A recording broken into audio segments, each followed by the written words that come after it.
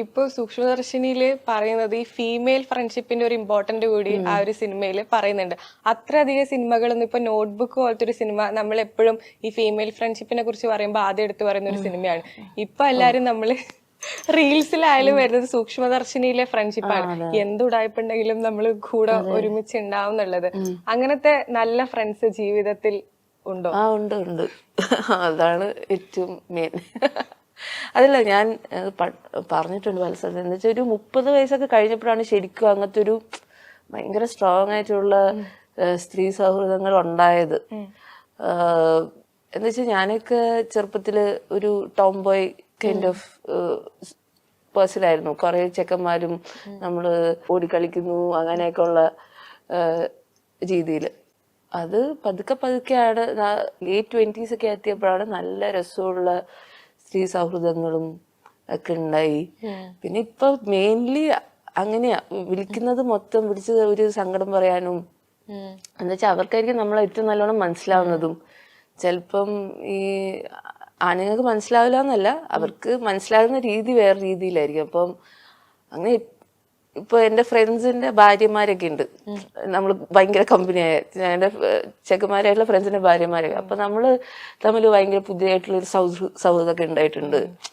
അതൊക്കെ ഭയങ്കര രസമായിട്ട് എനിക്ക് തോന്നാറുണ്ട്.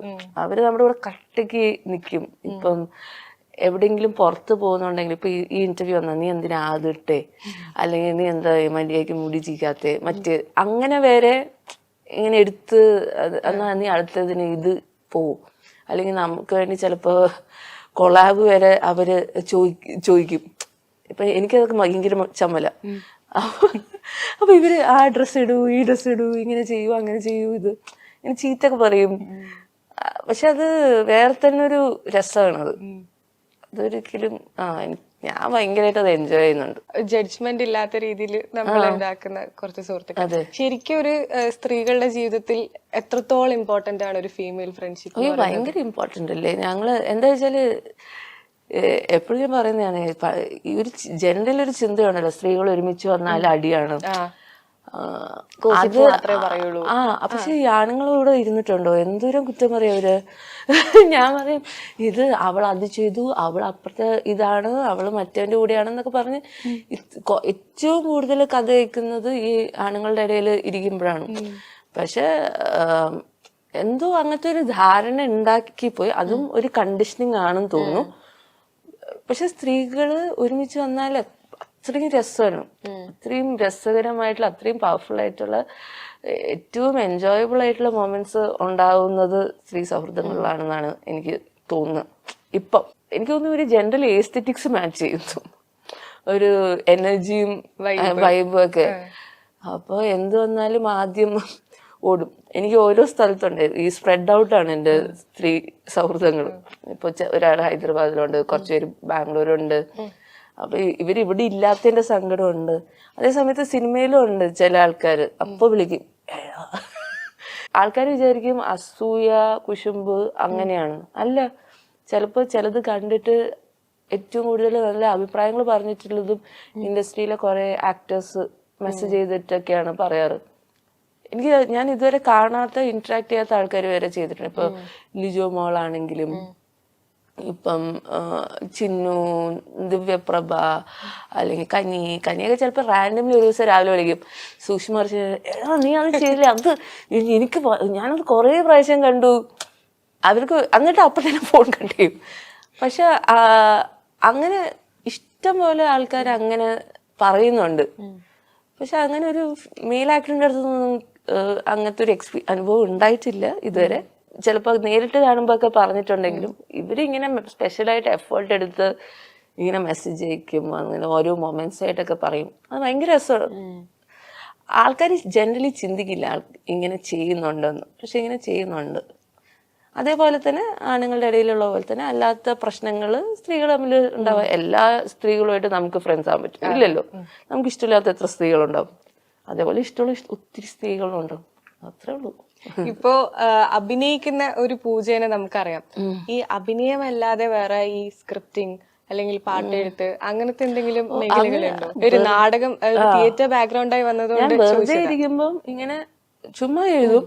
എന്നല്ലാതെ അങ്ങനെ അതൊരു കോൺക്രീറ്റ് പരിപാടി ഇട്ടൊന്നുമില്ല. ഞാൻ ചെറുപ്പം തൊട്ടേ എന്തെങ്കിലുമൊക്കെ എഴുതും. ലൈക്ക് സ്കൂളിൽ പഠിക്കുന്ന സമയം തൊട്ടേ എഴുതും.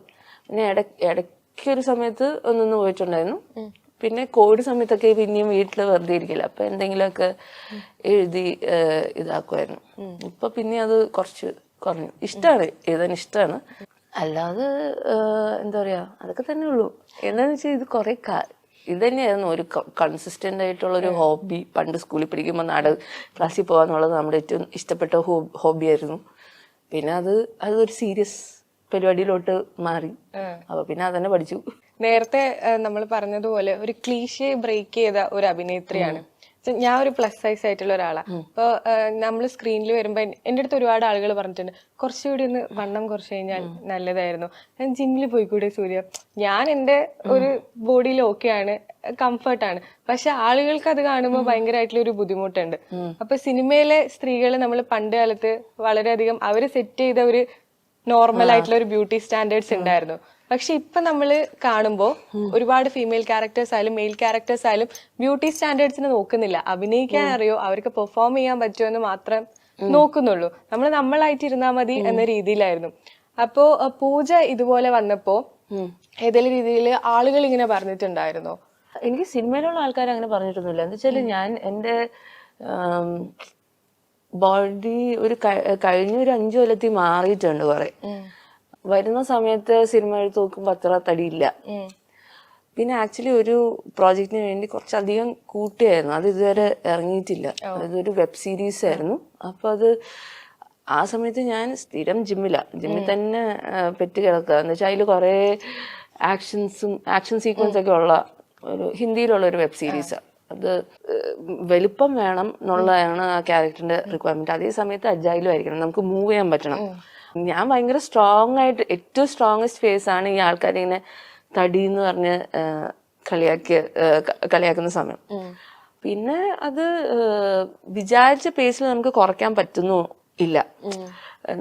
അതൊരു ഫീമെയിൽ ബോഡി പ്രശ്നങ്ങളൊക്കെ ഉണ്ടാവും. അപ്പം അത് പിന്നെ കുറയ്ക്കണമെങ്കിൽ കുറയ്ക്കാം, മീൻസ് കുറയ്ക്കാൻ നോക്കുന്നുണ്ട്. അത് എനിക്ക് സൗന്ദര്യം ഇല്ല എന്ന് തോന്നിയിട്ടല്ല, അത് നമുക്ക് കുറച്ചും കൂടെ ഫിസിക്കലി ഒരു ലൈറ്റ് ആയിട്ട് ഫീൽ ചെയ്യാൻ വേണ്ടി മാത്രമാണ്. അല്ലാതെ എന്റെ വിചാരം ഞാൻ എല്ലാ സൈസിലും ഓക്കെ ആണെന്നാണ്. എനിക്കങ്ങനെ എന്നെ കാണാൻ ഭംഗിയില്ല എന്നുള്ള ചിന്തയൊന്നും എനിക്കില്ല. എനിക്ക് അത്യാവശ്യത്തിനുള്ള സൗന്ദര്യം കൊണ്ട് ഞാൻ വിചാരിക്കണം. അതിപ്പോ ആര് പറഞ്ഞാലും എനിക്കത് എഫക്റ്റ് ആവുകയും ചെയ്യില്ല. പിന്നെ പണ്ടത്തെ സൗന്ദര്യ സങ്കല്പം നമ്മുടെ ജയഭാരതി ചേച്ചിയും ഷീലാമ്മയൊക്കെ ആയിരുന്നു. അവരൊന്നും ഇങ്ങനെ പ്ലസ് സൈസോ മീൻസ് ഈ സൈസ് 0 ഒന്നും അല്ലല്ലോ. ഇത് എനിക്ക് തോന്നുന്നു ആൾക്കാർക്ക് എന്തും പറയാം, പക്ഷെ നമ്മള് എങ്ങനെ കംഫർട്ടബിൾ ആവാന്നുള്ളതും ഉണ്ട്. പക്ഷെ അതേ സമയത്ത് ഇത് അഫക്റ്റ് ചെയ്യും കേട്ടോ. നമ്മുടെ വീട്ടിലുള്ള പുറത്തുള്ള ആൾക്കാരെ കാട്ടി നമുക്ക് വീട്ടിന്റെ ഉള്ളിലുള്ള ആൾക്കാരായിരിക്കും നമുക്ക് ഏറ്റവും കൂടുതൽ തലകുന്നത്. അയ്യോ എന്താ അത്, എന്റെ മൂക്ക് മാത്രം തടി, എന്റെ ഇത്. പ്ലസ് അവരും ഈ സോഷ്യൽ മീഡിയയിൽ എഴുതിയിടുന്ന ആൾക്കാരെയൊക്കെ ആ കമന്റ്സ് ഒക്കെ വായിക്കുമ്പോൾ അവർക്കും ഹേർട്ട്ഫുൾ ആയിട്ട് തോന്നുന്നുണ്ടാവും. അതുകൊണ്ടായിരിക്കും അവരിങ്ങനെ പറയുന്നുണ്ടാവുക. പക്ഷെ അല്ല, ഇപ്പത്തെ എന്റെ മൂഡ് എന്ന് പറഞ്ഞാല് ഇതൊക്കെ എത്ര ശ്രദ്ധിക്കാൻ പറ്റും. എനിക്കിഷ്ടമുള്ള ഫോട്ടോസ് ഞാൻ ഇടും, അല്ലെങ്കിൽ എനിക്ക് ഭംഗിയായിട്ട് തോന്നുന്ന കാര്യങ്ങൾ വസ്ത്രങ്ങൾ തയ്ക്കുക, അല്ലെങ്കിൽ എന്റെ ഒരു പ്രോസസ് എനിക്കറിയാലോ. ഞാൻ സ്ഥിരമായിട്ട് ജിമ്മിൽ പോകുന്ന ആളാണ്, എനിക്ക് ഭയങ്കര ഇഷ്ടമാണ്. പക്ഷെ തടി കുറയാന്നുള്ളത് അതിൻ്റെതായിട്ടുള്ള ഒരു സമയം എടുത്തിട്ടേ കുറയുള്ളൂ. നമ്മൾ അത്രയും സമയമൊക്കെ എടുത്ത് തന്നെ നന്നായിട്ട് ഗെയിൻ ചെയ്തായിരുന്നു. അപ്പൊ അതിനെ ഞാൻ അത്രയ്ക്കൊന്നും എടുക്കുന്നില്ല. പിന്നെ ഫിസിക്കലി ട്രാൻസ്ഫോം ചെയ്യാന്ന് പറഞ്ഞാൽ ആൾക്കാർ വിചാരം കുറെ നല്ലോണം തടിക്കുക അല്ലെങ്കിൽ കുറെ നല്ലോണം മെലിയ എന്നുള്ള മാത്രമാണ് ഫിസിക്കൽ ട്രാൻസ്ഫോർമേഷൻ. എന്റെ അഭിപ്രായത്തില് ഞാനിപ്പോ ഇപ്പൊ സൂക്ഷ്മർശിനിയും അങ്ങനത്തെ ഇനിയിപ്പോ ചെയ്യാൻ പോകുന്ന കഥാപാത്രമൊക്കെ വരുമ്പോ ചിലപ്പം ഞാൻ വാക്സ് ഒന്നും ചെയ്യില്ല. ചിലപ്പോ I let my body hair grow. അതിൽ തന്നെ കുറച്ച് സാധനം വരും. അല്ലെങ്കിൽ ഐബ്രോസ് ഭയങ്കര ക്ലീൻ ആയിട്ടൊന്നും വെക്കില്ല.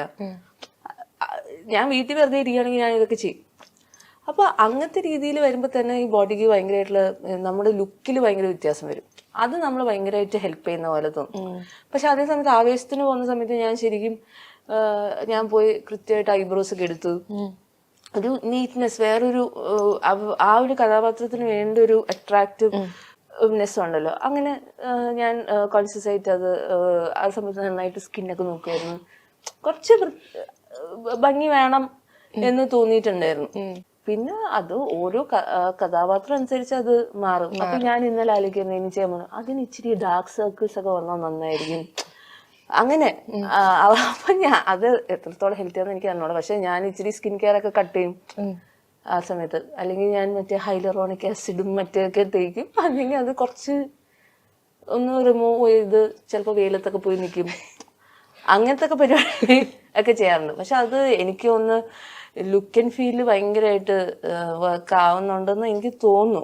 എന്താ വെച്ചാൽ എല്ലാരും പറയാറുണ്ട് എല്ലാത്തിലും കാണാൻ വ്യത്യാസമുണ്ട്. അത് ഇത്രയും സിനിമ ആയതുകൊണ്ടാണ് ഇപ്പൊ പറയുന്നത്. അല്ലെങ്കിലേ ഉണ്ട് ഈ ഒരു പ്രോസസ്സ്. അല്ലെങ്കിൽ എല്ലാവരും കാണുമ്പോൾ എനിക്ക് തോന്നുന്നു ഈ ജെൻസി പിള്ളേരെ മേക്കപ്പിൽ എനിക്ക് എപ്പോഴും തോന്നാറുണ്ട് എല്ലാ പിള്ളേരും കാണാൻ ഒരേപോലെ ഇരിക്കുന്നു. കൊറിയൻ സ്റ്റൈൽ ആ മറ്റേ ഗ്ലാസ് സ്കിൻ മറ്റേ അത് നമ്മളും ചെയ്താലും നമ്മളും അതേപോലെ ഇരിക്കും. പക്ഷേ ഒരു വ്യക്തിക്ക് ഒരു ഐഡന്റിറ്റി വേണ്ടേ? എനിക്ക് അതാണ് ഇമ്പോർട്ടൻസ്.